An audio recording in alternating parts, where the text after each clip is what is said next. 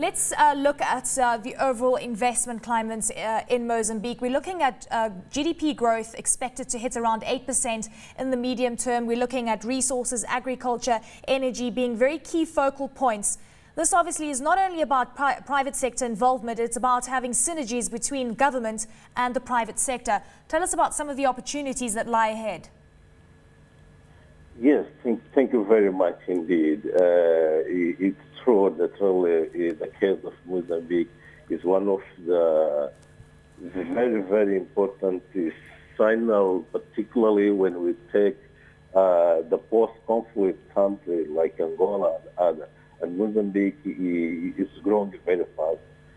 And of course, the main reason of that has been the role of the FDI, the investment, the private investment. Particularly, we have to see the investment in both sides, domestic and foreign. And Mozambique is climbing the hill very, very fast. The environment in terms of environment, climate, business climate in Mozambique is also improving so very fast. Yeah. So there's also been a very big question as to whether Mozambique can in fact industrialize. We've actually seen a lot of opportunities in the past while, and some would argue that business and private sector hasn't taken complete advantage of this. What is being done from a policy perspective to make the environment more conducive and even more attractive than what it is right now? Yes, it's very important to take the case of the industrialization, particularly when you see Mozambique. Mozambique is agri-based. Mozambique is booming now in terms of mineral resources. And what we're still missing is to get this mineral resource with value added. Of course, the government has to come up with policy, with a legal framework which can be more conducive in terms of business plan. Of course, we have reforms, legal reform, economic reform, and all these steps, all this role played by the government in the first 3-4 years, they brought a lot of booming in terms of business climate in Mozambique. If we could also just touch on some of the comments that have been made by the former Prime Minister, Giokos, talking about growth being turned into shared growth. This is a very big focus because it's not only about ensuring that we see economic growth, but all the people in the country, of course, taking advantage of this. Obviously, that's going to play a very big role in terms of the overall growth that we could actually see in the country and could propel Mozambique's growth much higher than the 8% that is currently projected.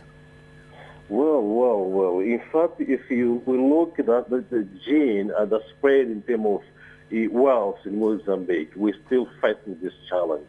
It's a big challenge, but also we have to understand Mozambique is a very young country with almost 36 years old, where we had only this boom from 1992 when we gained peace.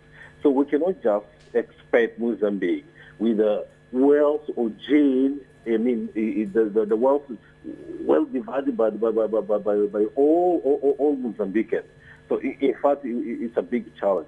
We expect, of course, to bring an inclusive development, an inclusive investment. That's why when we talk about, for instance, the big project, the mega project, we have to push them to bring very links, the links backward, the links forward. We need to involve the community where things are happening nowadays. So really we cannot just say, okay, everything is going very well because we have this economic growth. We need really to, bring the social and economic development, the wealth in the hand of the people as well.